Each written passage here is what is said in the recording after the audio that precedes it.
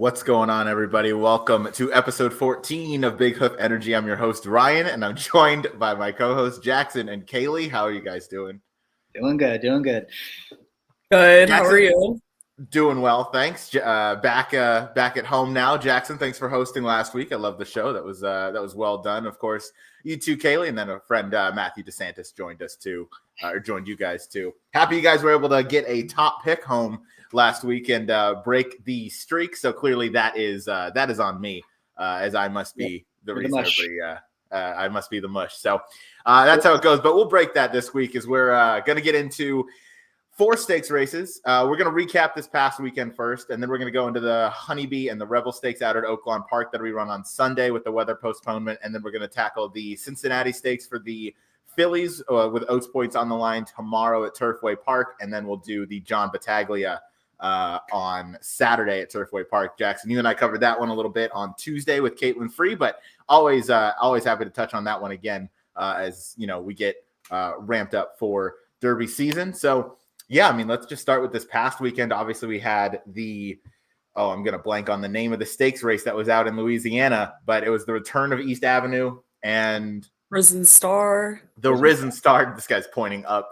I started pointing up and I'm star, but I don't know what to do for the star. So that was pretty good. But yeah, we had the Risen Star Stakes won by Magnitude. Chunk of Gold finished in second, who's kind of a factor in a key race in the John Battaglia that we'll talk about a little later on, with one of those runners coming strongly out of there. And of course, Magnitude now off the Derby trail with a minor injury.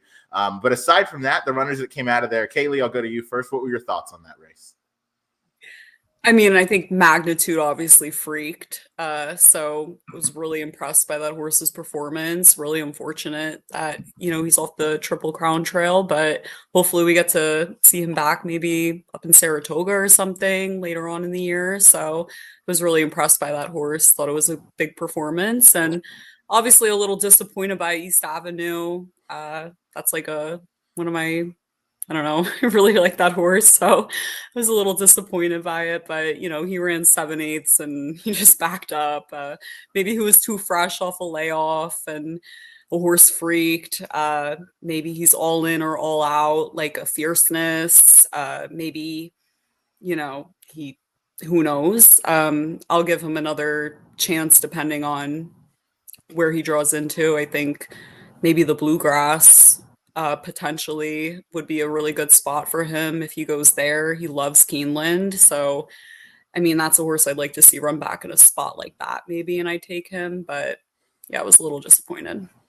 Yeah, a bit of a disappointing effort from him, but could have been just, off a long break off of the Breeders' Cup Juvenile, gets a start under his belt and looking forward to his next one. Everything I've seen said that he came out of it healthy, so maybe just didn't fire his best shot. Jackson, you seem to have some thoughts over there. Go ahead. No, like you said, they looked him over and they didn't really find anything. And it's like, that's two races in a row where he just didn't even run. I know he didn't break in the Juvenile, but he also didn't, it's not like he ran after that either. He was just kind of flat. So I'm kind of curious to see where they do go next. I don't know if maybe they do go to the Bluegrass. Maybe they give him a little break. Maybe they cut him back. I don't know. I'm curious to see what they decide to do, though. Feels like the Bluegrass at Keeneland is a pretty logical next step, and you give him a start there over a track he likes. If he fires a huge effort, boom, you're probably in the Derby, or you're definitely in the Derby if you get top 2 in the Bluegrass. And then, I mean, obviously Derby dreams are still alive, and if not, then you kind of get a chance to sit back and regroup as you move forward through like the Derby season and everything like that. So, East Avenue. But in the rest of the runners, I'm curious to see how Chunk of Gold runs out of that. It seemed like very much a standout race in terms of everything from how it was run. And obviously, Magnitude freaked on the front end. But yeah, I mean, we just keep I love this time of year in horse racing because every weekend there's 1 or 2 Derby preps, 1 or 2 Oaks preps. So it's just kind of nonstop. You get to see those horses that you've been eager to see. Citizen Bull, I believe today or yesterday, worked for the first time since his last win, coming back to debut his 3-year-old season. Jackson, I know you and I don't love the Breeders' Cup Juvenile race that was run this year. Kaylie, what were your thoughts on it? I don't want to put words in your mouth. I mean, I don't even view it as a factor in anything that I look at now. I think that, I mean, just kind of a toss whenever I'm handicapping and looking if Forrest was in that race to kind of just toss it. It was just no one really went. Citizen Bowl was the only one to go, so not much to take from that. But I definitely thought at least one of the horses that wasn't a disappointment this past weekend was Good Cheer. She lived up to all the expectations that were had for her. You know, it was a short field, but I mean, I was more nervous when it scratched down to a 4-horse field than I was before because, you know, weird things can happen in a short field, and it almost did. They really tried to box that horse in on the rail. Like, they were giving her a very hard time. And just the way that she got out and just pulled away, like, with ease, like, I was so impressed. And just her presence in the paddock, everything about her, just tough, serious competitor. She looks at everything around her. I really like that horse. She jumped to number 1 on my list after that. Yeah, that was an impressive performance. You mentioned a 4-horse field after the scratches, which normally kind of translates right into a jockey's race. And that's certainly kind of how it was ridden to try and keep Good Cheer, you know, hemmed in as long as possible. But as soon as she got out, she was just tons the best. Jackson, do you have thoughts on that one? Obviously, not a whole lot to go off of in terms of the other runners in the field, but is Good Cheer at the top of your Oaks board right now? Yeah, pretty comfortably, I think, at this point. And yeah, people are going to point to it and say she was 1-9 and it was 4-horse field, and they're right about that. But she got 89 Byron, really slow pace race, and because of her style, she's kind of at the mercy of how fast they go up front, based on what kind of speed figure she's going to get. So the fact that she's still got that fast figures, career top, I think it's one of the highest we've seen from a 3-year-old filly going 2 turns to this point, you know, and that was with a really slow pace in front of her. So she did everything she needed to do in that spot. I'd be curious to see how she runs down the line with some legit pace in front of her.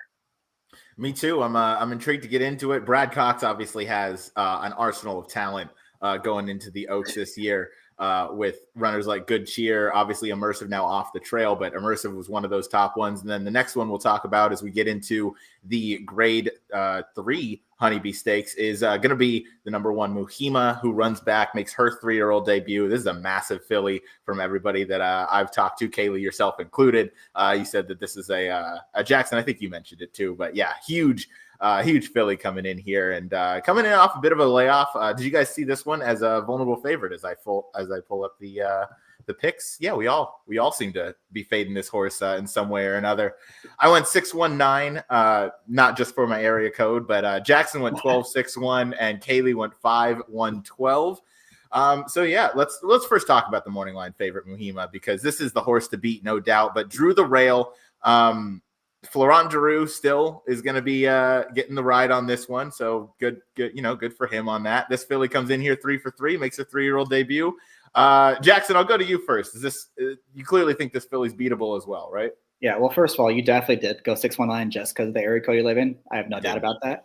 The second, no, look, she's clearly the one to beat, and there's no doubt about it. But I do think she has some questions to answer. She hasn't really faced anyone spectacular yet. I think we were talking the other day that that race at Aqueduct, the field wasn't great, and the only horse that really did any kind of running was Ballerina d'Oro. So I was really curious to see how she did last week. Of course, she scratched. She was going to be the main threat to Good Cheer.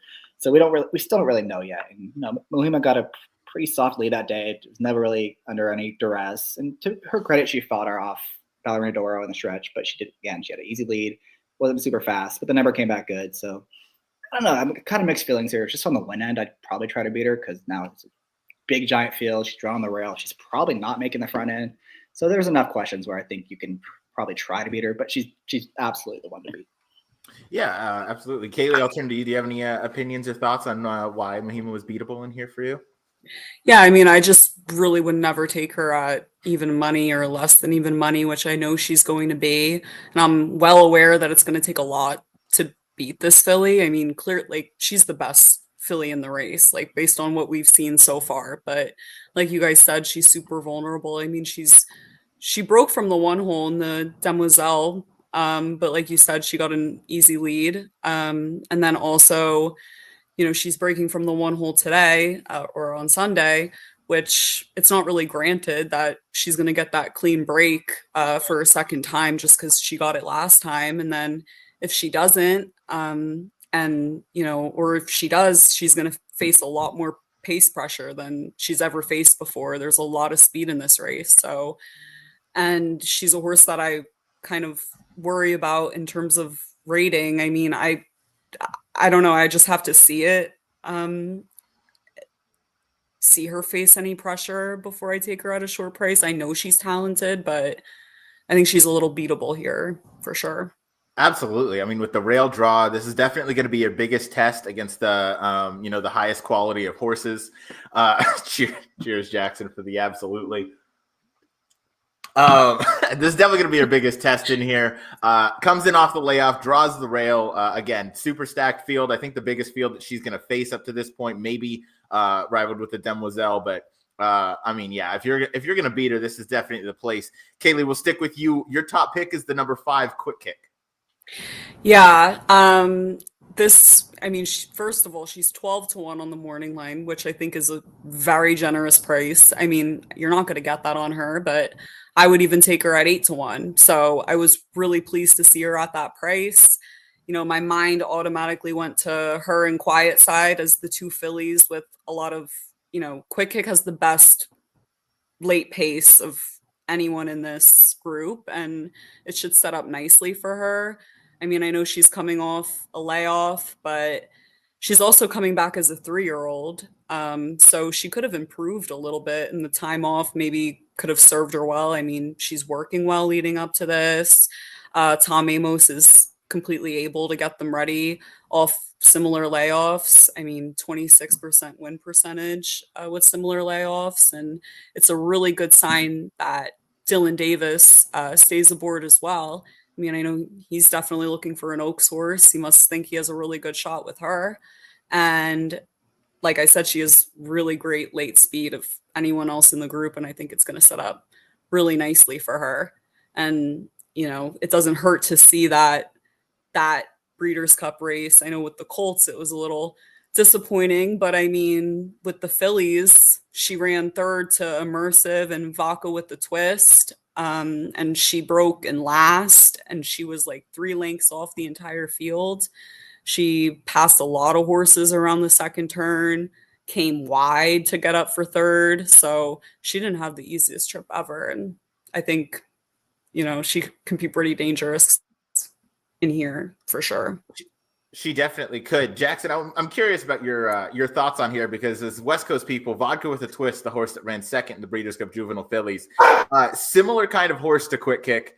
Yeah, I got you. There's my guy's dog sitting right now, so I think a dog is going buck wild in the back. So I was just gonna say, Kaylie, I'll go back and forth with you. Quick Kick, very similar running style to Vodka with a Twist, who's trained by Phil D'Amato out here. Both of them coming late. Both of them can be pace compromised.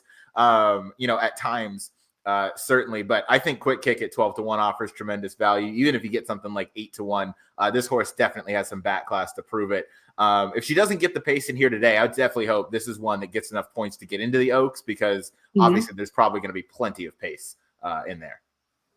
For sure. And she comes from a pretty big family as well. She's out of a graded stakes winner herself, the Dam. And is a half sibling to Seymour Deeney, who ran in 113 Buyer speed figure in a listed stakes at Belmont. She's a half to a Monmouth Oaks winner, and she's by McKinsey. So, obviously any distance coming her way isn't going to be a problem. And yeah, she's kept the company of the best that we've seen so far. So I think she should be pretty dangerous in here.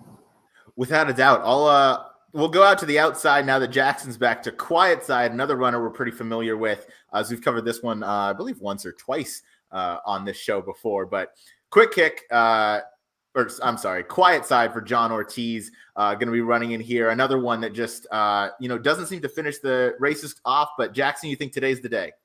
Yeah, honestly, I'm very open to 6 or 12. It could all come down at the price. I could see this one taking a lot of money and coming down from that price. So it's either her or Take Charge, my lady. The Quiet Side's in good form. She keeps running some good seconds to some really good horses.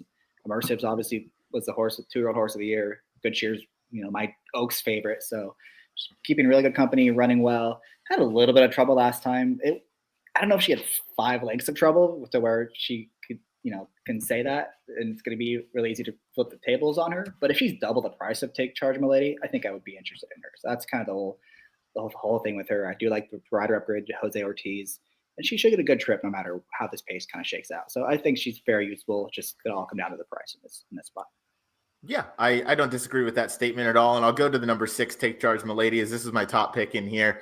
I mean, Kenny McPeak at Oaklawn just seems to always fire his best shot. Julian Leperoux has been riding great out there this season. This filly just keeps getting better every start, just improving the buyer time and time again.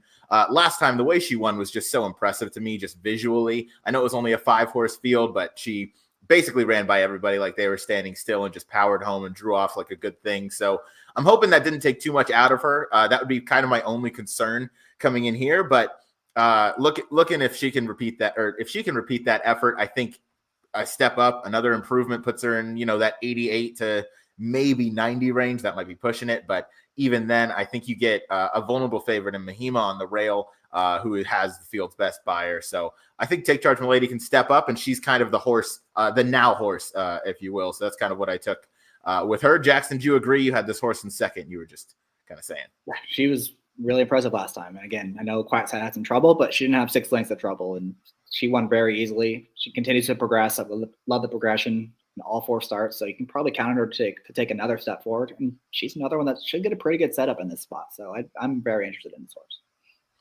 Without a doubt. We'll go, Kaylie, I'll turn it back out to you. Do you have anything else to add on the number 12 Quiet Side, your third pick? Yeah, I think that she got an unfortunate ride in her last start, to be honest. I mean, she never looked comfortable, not once throughout the race. So it's hard to tell really how much how much trouble you can excuse. But I mean, all I know is that the horse did not really like when her mouth was taken hold of a couple of times throughout the race. She looked super uncomfortable. So I think having more pace in front of her too on Sunday is going to help her out a lot. And yeah, she gets Jose Ortiz aboard, who's red hot right now. So that should help her. And she just fired a bullet too, coming in here the fastest time she's ever worked. So she certainly looks like she's sitting on go. That's the number 12 Quiet Side. Last one we'll talk about is the number 9 Look Forward for Mike McCarthy, shipping out here from Santa Anita. First in the Santa Ynez. Last time out as your favorite. Didn't face too much, let's be honest. Didn't face a whole lot in there, but comes in here. Obviously, that's a vote of confidence for Michael McCarthy. This one's going to get back around 2 turns like she did in the Starlet, where she lost to Tenma. Tenma, obviously, Kaylie is a horse that you really like going forward to the Oaks. Definitely, I think, the most talented filly in the Bob Baffert barn, now that Cipriani didn't seem to run as well as I thought she would. So I think Tenma is definitely the clear filly that's the favorite as far as the West Coast horses are concerned. But Look Forward ran a really valiant second to this one at Los Alamitos, and that was her only defeat. So I think she comes in here in good order. She's going to need to show some more ability to rate, and she's going to need to mature and definitely run probably a career best in here, because I think the 80, definitely a career best. Yeah. So hope she comes in good order, and I mean, we'll see what she does. But I love Michael McCarthy shipping in, because he does that when he's confident in his runners. So number 9 Look Forward was good enough for third for me. So that's the Honeybee Stakes. It's going as race number 9 on a 12 race card at Oaklawn this Sunday. I went 6-1-9, Jackson 12-6-1, and Kaylie 5-1-12. We'll move on to race number 11 at Oaklawn Park. That's going to be the Grade 2 Rebel Stakes with Derby points on the line. Picks are up on the screen. I went 4-1-10. Jackson went 1-11-4, and Kaylie went 3-10-5. We'll start with the number 3. That is Sandman, coming off a rough trip. Ended up as your top pick here, Kaylie. yeah, this horse had a horrible trip in the Southwest. I mean, he broke terribly. He stood up. And I thought that he ran such a great race given the circumstances. He also faced a little bit of trouble too, even down the stretch when he was, getting there. He bumped a couple times with Patch Adams. I'm not sure really how severe it was, but the horse did nothing but face adversity the entire race and literally nearly got up there. So obviously, I think if he hadn't broken like that, he would have been your winner. He was definitely the horse I wanted to take out of that race. And he's improving with every single start. He ran his best 2 races over this track as well. Improving off the 79 in the Southwest. I mean, in the Iroquois, he I mean, sorry, in the Iroquois after that, he just has done nothing but improve since. And, I think, I mean, at 4-1, I know that he's your morning line favorite, but I think, he's going to have a nice setup here as well and have some pace to run into again. So I think he's going to be pretty tough. Certainly one that makes a lot of sense coming off that trouble this one encountered in his last effort. Only reason I left him out of my top 3 was I think he just wants a little bit longer. If he can prove me wrong here, I'll be happy to lose to him. It'll be kind of one of those things where he's one of those horses I really like going forward. He definitely seems like a Belmont possibility if he stays healthy. It's probably going to be running 1.25 miles again if it's out at Saratoga. But either way, I think the longer the better for this horse. So I left him out of my top 3, but he was a very close 4th.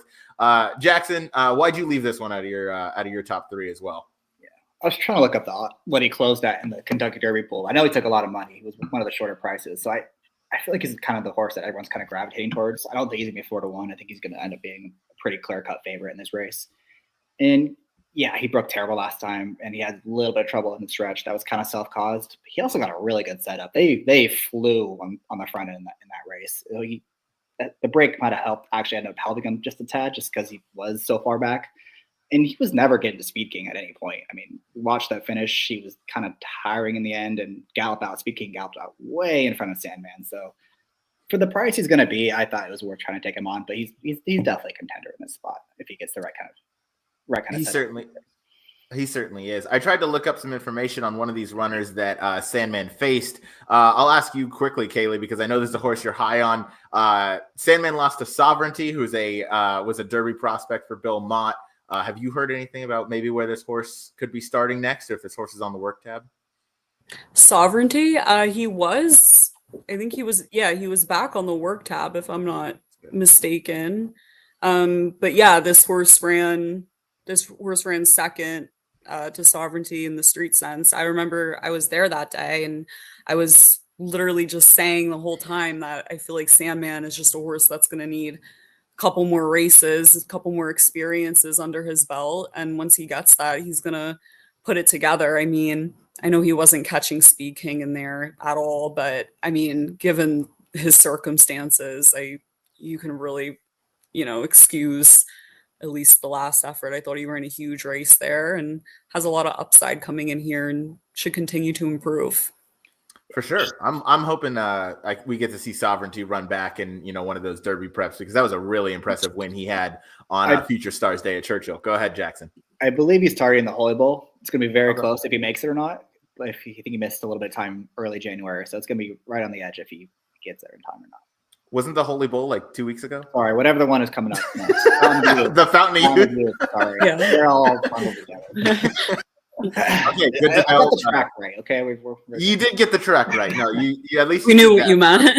We knew what you meant, but it wouldn't be a show if I didn't give you a hard time. Of course. My top pick in here is going to be the number 4, just the Sandman's outside. It's Hypnus for Kenny McPeak, Brian Hernandez. I thought this win was really impressive. I know it was over a sloppy track that should be a fast track on Sunday, probably drying out. Looking at the weather, Jackson, I know you have this one in third, so I'll turn it over to you here in a second. But I thought this one closed really smartly. Obviously, as a debut runner going 2 turns for McPeak, who doesn't win first time out very often, certainly doesn't debut them going 2 turns as like one of his strengths. This one came out, ran like a really good thing, finished that race off in a really nice way, powered home. Obviously, is going to go off Lasix in this event, but I'm not too worried about that. Gets, again, second time routing in his second career start, stepping up huge in class, which has to be a vote of confidence for McPeak. So this race was very wide open. I'll take the fresh face and a horse that, maybe we haven't seen quite what this horse is capable of. Jackson, I'll turn to you. You have this horse in third. No, you covered it pretty well. He was really impressive, and that was just his first start, so he's probably supposed to get better, especially for Kenny McPeak, whose horses usually get better with racing. And that seemed like it was a pretty solid field. Yeah, saw a horse already come back to win. The third place finisher is entered on Saturday and Sunday, so I'd check to see how he does in that main special weight, whichever one he goes in, get a little more info on how the quality of that race. And I heard from, I can't remember where I heard it from, but at some point Kenny said that this was probably his best prospect, and I've heard him say that about a few horses now at this point, but maybe that is worth mentioning at least. It definitely is. Hypnus number 4, I thought deserved a really close look. Obviously, the breeding on that Into Mischief out of an Uncle Mo mare doesn't get much better than that. So I'll stick with you, Jackson, as we're going to talk about the number 1 Coal Battle, coming off a Smarty Jones win, where this one went to the lead for the first time, even though his last 2 wins resulted in him coming from off the pace, showed a change in tactics. What'd you like about this one, picking him on top? Yeah, versatile running style. He's undefeated on dirt. He's got a really good post draw. He hasn't done anything wrong, and he beat Speed King fair and square, took back in the Springboard Mile. We know what he came back to do against a pretty good field. And then last time he did what he was supposed to do as well. And I know he got the lead and got a really soft pace, but he still ran away from those horses. They went 49.5. That's crawling at Oaklawn, and he blew the doors off him in the final stages. So that's kind of what you want to see if you get a soft trip like that. And he was able to convert. He's going to get a good trip no matter what. If they go fast, he can be from way out of it. But if they slow down unexpectedly, he can be a lot closer now. So I think he's got a lot of options. And my favorite England racing is paired at Buyer Tops with these improving horses. So he's one that seems like he's poised on he's sitting on a pretty big effort, and he's kind of going to be forgotten about with the West Coast shippers and the Brad Coxes in this race. So I think he's going to be a pretty fair price. I'm with you. I think he could be forgotten about for those reasons you mentioned. One of them being the West Coast shippers. And Kaylie, I'll go out to you. The number 10 Bullard, a horse I picked in 3rd. You have this one in 2nd. Another trainee by Michael McCarthy. Yeah, and like you guys were saying, Michael McCarthy, I mean, when he ships them over, it's super intentional. Out of the 10 horses he's brought over to Oaklawn, he's 3 for 13. And I know it's a small sample size, but in graded stakes at Oaklawn, he's 2 for 6. So he spots them well. And, he's shipping this horse across the country for this. And I know this horse is stretching out for the first time, but he hasn't done, anything wrong or anything that would, besides maybe some holes in the female side of the pedigree. I still want to give this horse a chance, trying 2 turns for the first time. He, like I said, has not done anything wrong. Last time in his last start, he was battling with Baffert duo. So, you can kind of make an excuse there. And then prior to that, he won the Bob Hope. He was 6 lengths off the lead down the backstretch and had, plenty of pace to close into in that race. And I think that he should get a similar setup here and can maybe sit off a couple of horses like, your speed, you sit off a couple of horses like, your main speed horses in here, which probably be like Coal Battle, maybe breaking from the 1. And then also a couple of others in here that are going to be forwardly placed. So Innovator and Smoke Good Wicked as well. So I think it could set up nicely for this horse. It definitely could. Just to this one's outside is Speed King. And I think, Jackson, you and I were talking, and it seems like Speed King is maybe 50-50 to scratch out of this race. They don't really need the points, and they might just want to, opt for resting this one a little bit more. Yeah, that'd be a huge scratch if he doesn't end up running this race from a pace perspective too. I mean, all of a sudden that completely changes the race. A horse like Innovator might be a little loose in this spot. So definitely keep an eye on that. But if Speed King does run, I like I said, we talked about it briefly when we were discussing Sandman. I thought he ran huge in that race. Broke from the outside, cleared pretty easily, ran fast early. And then Lucas horse, I think it was American Promise, made a really early move down the backside. And those two, they went fast in the middle portion of that race. They ran away from that field. They opened up 5 or 6 lengths on him. And he put away that rival who came back to run like 7 points faster. I think he ran 89 last week. So that was a good rival he put away. And then he held off the charge of some good closers. So, and again, he galloped out really well. I think this horse is really good. I think he's kind of underrated. Is he going to get a great trip in here? I don't know. He's going to probably have to prove that again, that he can, overcome a really fast pace and still win. But he just did it. And he's only his 4th start. He's drawn outside of the other speed. So if he does run, I think he's a major contender. Just not sure if he's going to make it his way into the starting gate or not. Yeah, I agree. And if he does scratch out the number 8 Innovator for Dwayne Lucas that you mentioned is could be loose in this spot with any true intention to send. And it certainly looks like he has the early pace to be able to cross and clear. Comes in off a bullet work in 59. So I think if this number 11 Speed King does scratch, that definitely moves Innovator up into a really threatening position there. So I'll go to the number 5, Matacat Road, another West Coast shipper, Kaylie, that you have in 3rd. Irad Ortiz aboard for Bob Baffert. Yeah, that definitely caught my eye. I ran up for the first time on this one, and Baffert shipping this one in and has had tons of success shipping into Oaklawn over the years. And it looks like it's a little bit of an ambitious spot for him, which I think is a positive thing. I mean, you kind of always knew that Baffert was a little ambitious about this horse. He debuted him in a grade 3, and he didn't. He ran pretty well there. He didn't embarrass himself. Horse hasn't done anything wrong. Has a bullet work leading up to this race, and he's going 2 turns for the first time as well. But I think he's a horse that maybe can sit a nice tracking trip as well. And with Irad aboard, maybe they're a bit more aggressive with this horse, and they send him with horse like Speed King and Innovator, or they try to. But yeah, I think that this is a horse that could be dangerous given the connections in his running style. So certainly could be. And something interesting that I've noticed about Baffert, and I'll turn it over to you, Jackson, as you're another West Coast guy like myself. Obviously, he can ship and win pretty much anywhere in the country with really any of his horses, but it seems like with his Derby horses that he truly loves, he kind of keeps them on the West Coast and gets them ready out here, and then he'll kind of ship them over. Obviously, the one that comes to mind is the late Medina Spirit, who ran out in Santa Anita in the Santa Anita Derby. I believe finished second to Rock Your World that day, but got in the starting gate, and that was kind of all she wrote. Obviously, he can win races like the Arkansas Derby, like he did with Muth last year, even though he wasn't, eligible for the Derby and all that. But Mataket Road's certainly a talented and up-and-coming horse, but I almost look into it as the horses that didn't ship out. Maybe he's thinking a little bit higher of. I don't know. Am I reading too much into that, Jackson? I mean, he did send American Pharaoh here. He did. What I was gonna say. Yeah, he did. I think his thing is he doesn't want to ship more than once. So if he is going to ship, he's going to do it the one time, and then he'll run back in his home base, or maybe the last prep is on the East Coast or whatever. But I don't view that as a huge factor in my handicapping. As far as this horse goes, I just wanted to see a little more in the last race. I thought it was pretty easy, soft pace in that race where it was all the Bafferts, and I thought he gave in a little too easily last time. And that was a race I picked him and liked him quite a bit in that spot, and I just wanted to see a little bit more fight in the stretch, but.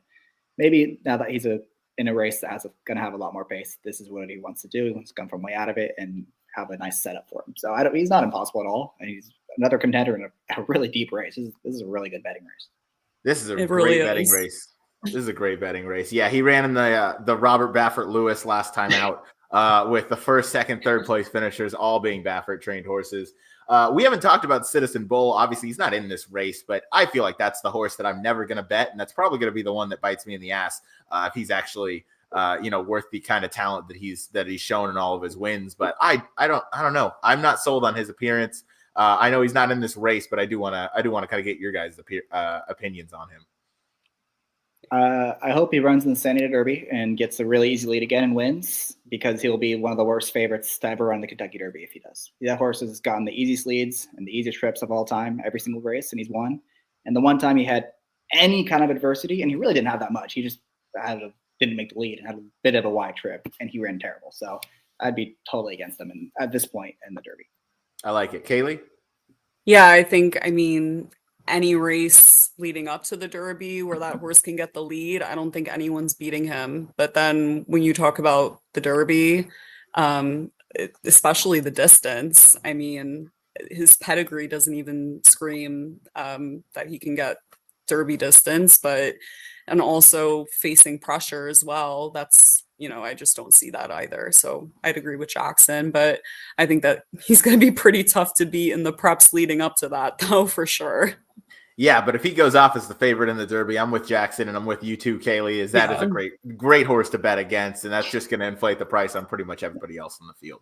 Yeah, and that could change. Maybe he does face a lot of adversity in the Santa Anita Derby, and then maybe he becomes a good bet. But at this point, as of right now, I don't need a Kentucky Derby. I'm with you on that. That is the actually. Wait, yeah. Anybody else?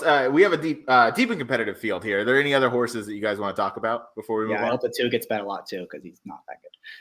Admiral Dennis, yeah. If this one gets bet just based on the connections, I'm right with you on that one. Kaylie, were there any others that you had to that you wanted to talk about? Yeah, I thought that Admiral Dennis, obviously, I thought that was a huge price. I mean, kind of for a reason. Kind of, curious to see how that one runs. And then Cold Battle, I have fourth.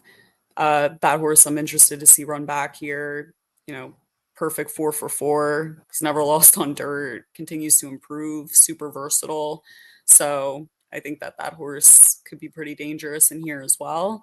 But like you guys said, it's like the Honeybee as well. This is a super wide open betting race. So it definitely is. Last one I'll talk about before we move on is the number 6 Publisher, where Flavien Prat ends up in place of Eric Asmussen. So I don't know if there's a bigger jockey upgrade going to the actually. I guess there could be, because Eric Asmussen won the Apprentice Award and Flavien just won Best Jockey. So there are bigger upgrades, I guess. But Pratt rides this one. I think if Speed King stays in and there is a lot of pace in here, this is one to watch out for. Obviously, Asmussen knows how to get him ready, in these preps. He's still waiting to get his first Derby, which I'm sure will come in time. But this is one I want to keep an eye on, mainly because that morning line of 20-1, you're getting 20-1 on Pratt in a stakes field when he just set the record for stakes wins. I mean, it just feels like a horse that is logical, has some numbers that can certainly compete here if he runs to his best.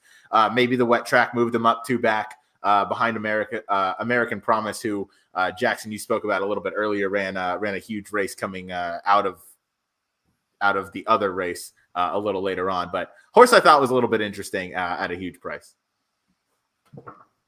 We'll keep it moving here. I saw the race in the Rebel 4-1-10, Jackson 1-11-4, and Kaylie 3-10-5. We're going to go now to tomorrow's card at Turfway Park. That is the Cincinatti Stakes with Oaks points on the line.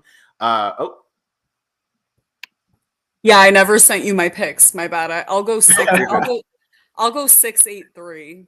There we go, 6-8-3. I thought I forgot to do something as we were prepping for the show. That might have been it. So, all right, I have the race 2-8-5, Jackson 2-4-8, and Kaylie 6-8-3. Competitive race.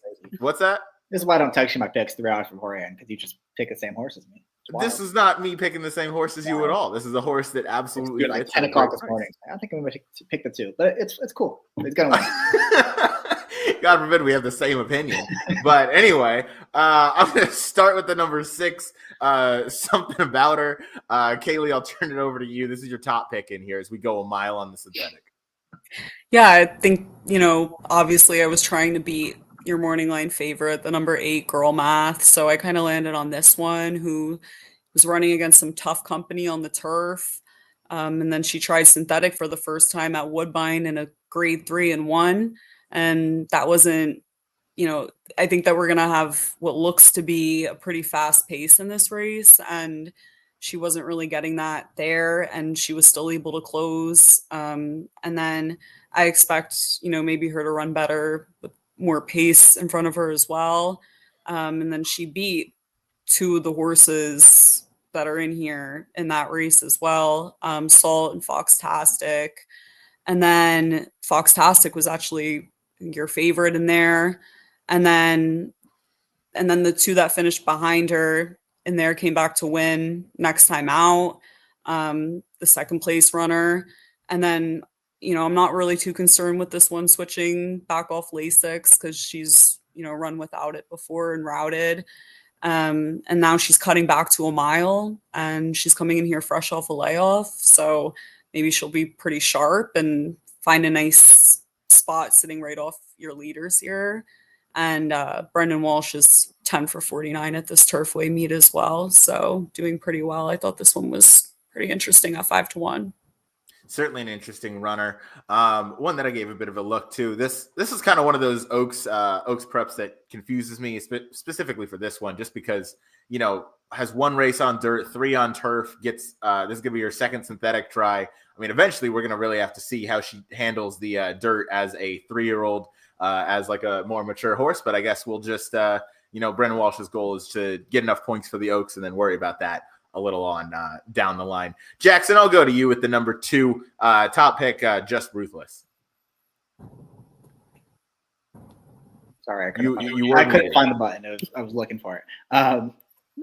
This is a really interesting horse, and we have yet another race where it's wide open. I think you can make a case for several of these in here. It's just kind of the theme of these preps this weekend. So I didn't want to settle on too short of a price. And this horse kind of fits the bill here where, she ran really well on debut at Keeneland. Our good friend Noah Maher was all over her that day at 27-1. It was a fast pace. She was wide. She made the first move and just got a little tired late. It was really, really good race. Smart Union's a good horse to come back to win a couple times and came back and won the dirt on the lead. And then first race at Turfway was really good too. I know she got a decent setup in a race that fell apart a little bit, but I mean, she dominated that field. It wasn't like she barely got up and won. She won by 4. She won going away, and that was her first race over this surface. So why can't she keep improving in this spot? It's not like that figure is, I think it's a couple points slower than the morning line favorite, and she's 4 or 5 times the price. So she's pretty much guaranteed to get a good trip in here because she's won on the lead. She's won from way out of it. Again, this is a runner I just think it has she checks a lot of boxes for me. And at 12-1, I'm very willing to put her on top. Yeah, I loved her from her tactical ability. I know that you accused me of just picking this one just because you did, but I promise you that wasn't the case. I love these justifies off of dirt, synthetic or turf. They seem to handle it just a little bit better than on the dirt. And he's been such a prolific sire on those surfaces that seeing Just Ruthless get onto the synthetic and just pop a huge number, career best in that last time out effort and powered away, just really seemed to handle the surface, really seemed to just kind of dismiss the rest of that field. Front wraps came off in there if you pay attention, if that matters to you. But I really thought that win was impressive. So I want to take this one right back, and I'll go out to the number 8. That is your morning line favorite, Girl Math, for Flavian Pratt, who's racking up the airline miles this weekend. As he's at Santa Anita on Saturday, he's at Turfway tomorrow, Friday, Santa Anita on Saturday, at Oaklawn on Sunday. And I mean, he'll probably be at like Mahoning Valley on Monday if I had to guess. So, Flavian Pratt, Girl Math, Rudy Brissett. This is another one that won last time out. Maiden special weight company that time. And that was enough to make this horse the favorite in here. Got blinkers for the occasion. Luan Machado was aboard. Beat Bracelet, who also comes back in here. We might talk a little bit about that runner later, but was the favorite that day. Beat a maiden field. I just couldn't pick this one on top just because, had only beat maidens. Didn't do it convincingly, albeit finished off pretty nicely, but just didn't, draw away the way I wanted to see a horse just, power away and dismiss maidens as if they were, a class below their level. So, Kaylie, I'll go out to you. You also picked this one in second. Do you have anything to add and reasons why you didn't pick this one on top? I mean, I was just trying to put a price on top because I think it's pretty wide open, but I think, this is obviously the horse to beat, in my opinion. I think that she's going to be pretty tough in here. I mean, she was always right there, running on the dirt and pretty competitive maiden special weight fields. She was always just right there. And then, first time trying the synthetic, like you said, she won. And then also her dam was a really good sprinter on the synthetic. She won the grade 2 Raven. She ran second in the grade 2 Raven run, but ran like a 91 buyer. She has a half sibling that improved once switching and continuing on the synthetic as well. That ran a 93 and a mile and a 16th allowance race at Woodbine. So the pedigree suggests, that the horse will continue to improve on synthetic, and Pratt's coming back to ride this one as well. So, I think we might see her tower over the rest just based on the pedigree on the bottom side. But yeah, I think there's opportunity to play elsewhere, but not one I'd want to leave off my tickets. Without a doubt, I think Pratt's just trying to get about 12 Derby and 12 Oaks mounts and just see, have his pick at the end of the day, which, good for him. If he's able to get that many mounts, then by all means, you certainly know that you're going to get a great ride from the saddle when he's on board. So Girl Math could very well step up again versus stakes competition rather tomorrow. Jackson, I'll go out to you. We're going to talk about the number 4 White Rocks. Horse that you like also coming off a maiden win. Yeah, I like her quite a bit too. I think between the 2 and 4, I can't go wrong with either one of them. I'll probably just take the better price of the 2. She's done nothing wrong with her first 2 starts. She broke from a really wide post on debut for a barn that doesn't usually do too well on debut, and she ran fine. I mean, she was really wide, made a big move, had some trouble in the stretch where she did get cut off a little bit, and then she kind of stayed on evenly in the end.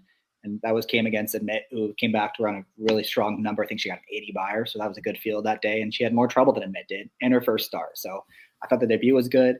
Last time she had things the wrong way. Absolutely, she got the easy lead and just kind of overpowered those horses. But again, she did what she was supposed to do in that race with an easy lead and was run away from those rivals and open up and win by 6. So I can't really be too harsh about it. It's just her 3rd career start. She can take another step forward. We know she's versatile from a running style, and she's got a good inside post because the mile compared to a mile 16 start at Turfway is a big difference as far as the run up to the first turn. Those horses at a mile on the outside have a really tough time of getting any kind of position. So I do want to upgrade the horses that are drawn towards the inside in this race. Yeah, I'm happy you mentioned that. The post position definitely has something to do with the 1 mile configuration as that turn comes up really sharp. I don't know. I gave White Rocks a decent look, but off that last one, I just didn't want to take this horse off an easy lead. And it's very possible that with her tactical ability, that was just kind of how things played out. So maybe she takes another step forward because a step forward off that 75 buyer certainly puts her very close, if not in the winner's circle versus a field like this. I'll go to this one's outside. Number 5, She's All Charm for Owen Hardy and Godolphin. This one, I think, just wants to get back around 2 turns. Cut her back last time to 6 furlongs. Just kind of ran in place. It didn't really have much finish or anything. But again, I think she was just going slower than she wanted to. Or going shorter than she wanted to, rather. More than ready on top out of a Bernardini mare. I mean, everything about this horse screams 2 turns. She handled the synthetic fine. I know it was only a 58 buyer, but again, I don't think she was doing exactly what she wants to do. One of the top jockeys out there, Gerardo Corrales, hops aboard for this try. And I think if you go back to that effort 2 back on turf was kind of a no chance trip. She had all sorts of trouble. She was wide. Joel Rosario went ahead and grabbed the hot dog in the parking lot coming around the far turn, and just there was no shot that this horse was going to win.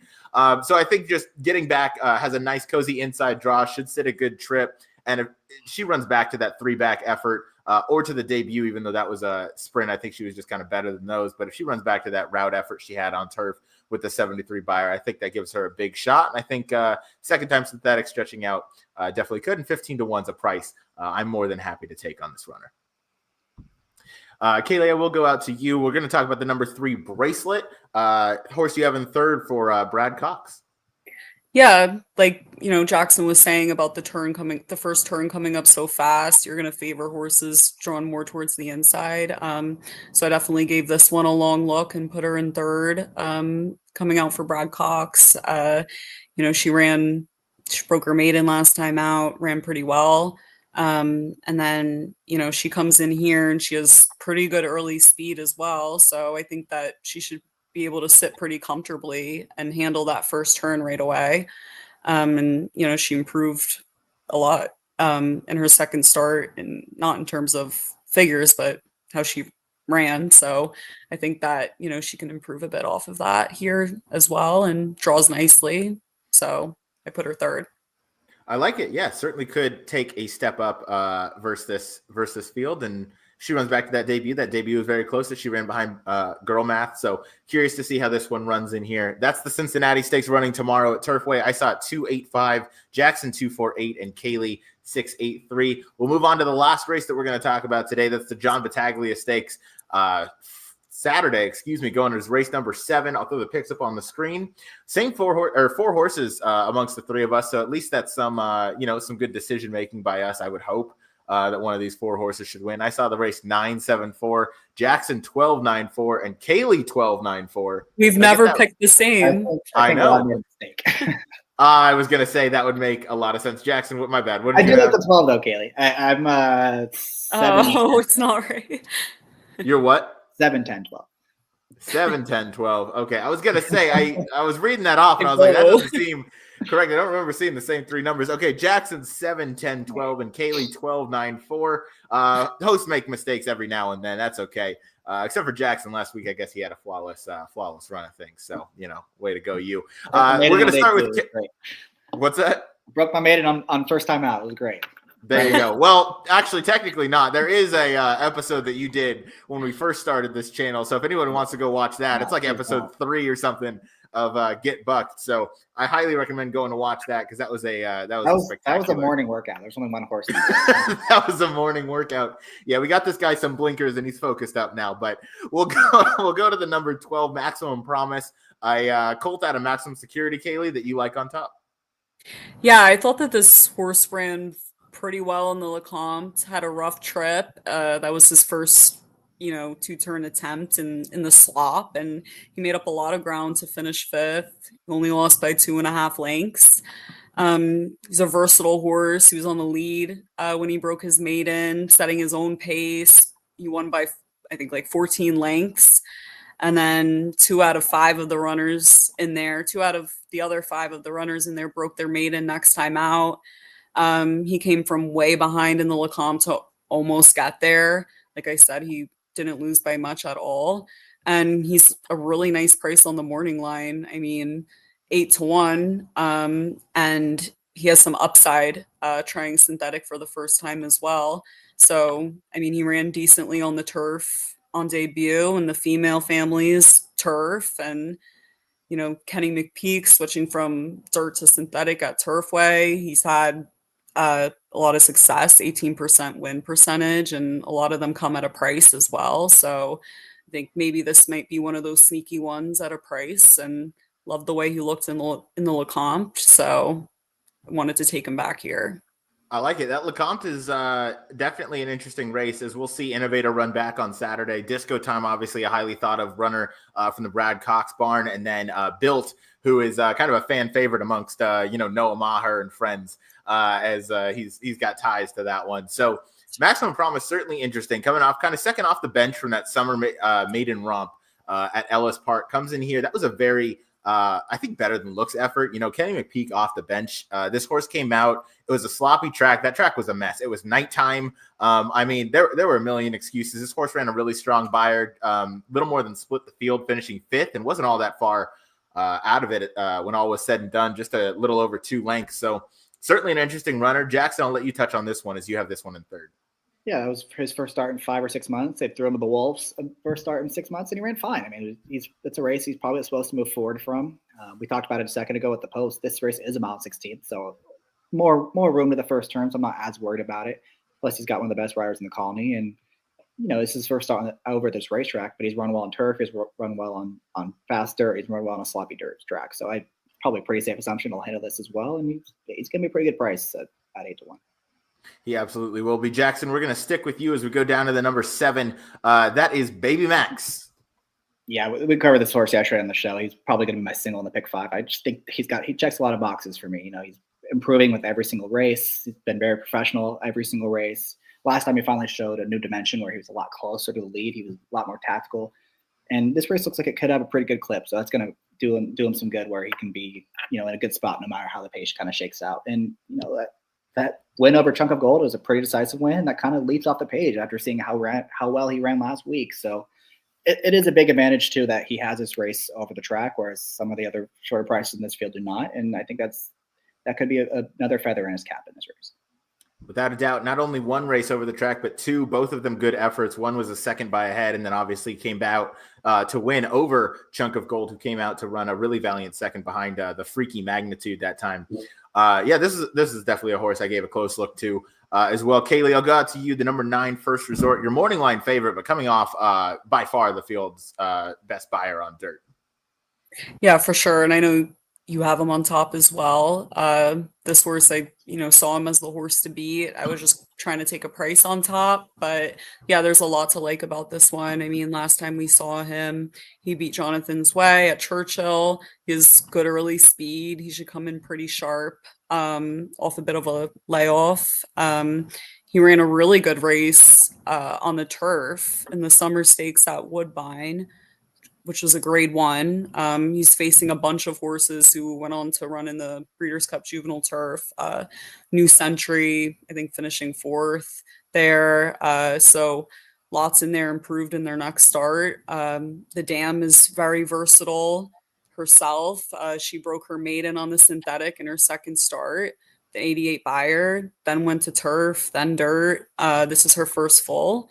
So I think that there's I'm kind of curious to see how this one takes to the surface, but looks like he'll have no problem handling it. And I viewed him as the horse to beat. Yeah, I viewed him as the horse to beat too, and it was my top pick. I know I wasn't super creative, but Owen Hardy's had a fantastic meet. This one comes in off the layoff, and it's right in that range that Owen Hardy really succeeds in the 61 to 180 days. It's kind of his strongest category. This Colt so far seems to be taking really well to the synthetic with those strong morning workouts over the Tapeta course here at Turfway, a bullet 2 back in about 59 and change, it looks like. So, yeah, I mean, if this one runs to that 86, that's going to make him really tough in here. And if he takes a step forward, now debuting as a 3-year-old, he was running 88s as a 2-year-old. I mean, that's that could certainly put him in deep contention for being, a bigger choice or one of the favorites almost in the Derby if he were to come out and freak. I don't think that we're going to get something outrageous, but I do think that if he takes a step forward logically from 2 to 3, is a runner that's improved in every start of his career. That's a great angle to follow. So I think he has a big shot. We'll go to the number 4. That is Calling Card. And Kaylie, I'll throw it back out to you to talk about this runner that we both have in third. Yeah, so this is another one coming out of the Lecomte, and this one's sired by Complexity. I mean, one of the main things I thought about when I saw that he's by Complexity is that Complexities are really loving the synthetic. I mean, Complexity is sired by McLean's Music, who's very versatile with his runners, so it makes a lot of sense. But yeah, Complexity actually has the highest win percentage in synthetic sprints right now than any other surface that his progeny run on. And I know they're not sprinting here, but I just think it's pretty interesting. 21%, and the all sires average is 13%. And this one didn't have the easiest trip, having to come super wide in the slop last time out. His run races that are good enough to be competitive here. And I mean, I like that, he's trying something new and something that Complexity's first crop have been excelling in as well. And also has a bullet work coming in here as well.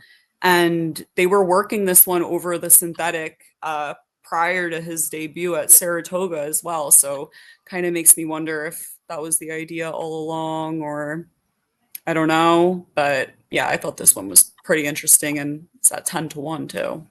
Me too. I share similar views with you. This one was interesting to put in third. Mike Maker obviously knows what he's doing. So if he thinks this one's going to handle the synthetic going 2 turns, I'm definitely going to trust him. Nightcap time. Jackson, get us out of here with coming in hot. Yeah, just one. I think Caitlin talked about this on their show on Tuesday, that some of these horses they really, really thrive over the Tapeta. And this is the perfect example of it, where he just total horse for course, because he was okay on the dirt. He was just fine. And he gets over to the Tapeta over here, and he's just a completely different animal.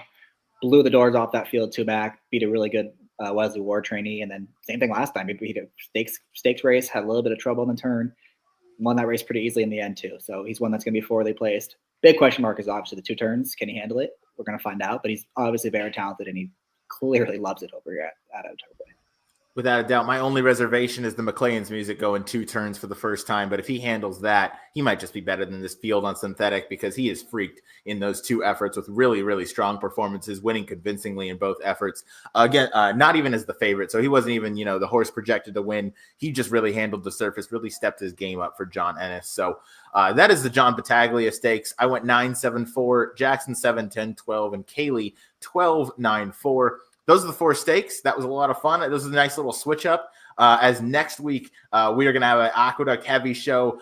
Stay tuned for some announcements on X, as we're going to have a plethora of special guests, I'm sure, as we talk over one of the biggest kind of winter racing cards that Aqueduct has to offer, with Derby preps and Oaks preps and just good stakes fields top to bottom. So I'm excited to get there. Kaylie, you guys expecting some nice weather this weekend? Because I've heard it's been cold. It's literally freezing. Like, the last couple of days have been like hell, to be honest. But yeah, I don't know. Let me check it out. I haven't really checked the weather for the weekend. Jackson, I think we're dealing with about 80 degrees, so we might want to, I think go to the beach or a lot that something. are watching right now, so I'm not going to talk about how nice the weather is. Clear and a little warmer, so that's good. There we go. We're warming it up a little bit. I think we were talking about this either in a group chat or just the other day, but we miss those New York turf racing. When does that spring condition book come out? And when is turf racing back? Because I forget every year. Isn't it like, I know last year it was on 420. That's a hard one to forget. Nice. Okay. Yeah, but I don't know. So probably around that time this year. All right. 420 is the target date. Yeah, last year and this year are later than usual because they're running for so much longer at Aqueduct. So I think late April probably sounds right. All right, 420, the target for the grass. I like to see it. So that is, this has been episode 14. This is a lot of fun. We recap analyzed 4 stakes races: the Honeybee and the Rebel from Oaklawn Park, the Cincinnati going tomorrow, Friday at Turfway, and then the John Battaglia for Saturday. Obviously, you have the Saudi Cup if you pay attention to all that, and it's just kind of high class racing. It's not anything to go crazy about, but it's fun to wake up first thing in the morning and you get to see, grade 1s and grade 2s, grade 3s go off, and you see those Godolphin colors, Juddmonte, and, all those horses going over for high purses. So you get to just see some top class horses running, and obviously Forever Young and Romantic Warrior are going to throw it down in the Saudi Cup. But this has been episode 14. Jackson, thank you as always. Kaylie, thank you as always. And we will see you next week for a big show as we cover every stake race at Aqueduct, including some Derby and Oaks prep. So until next time,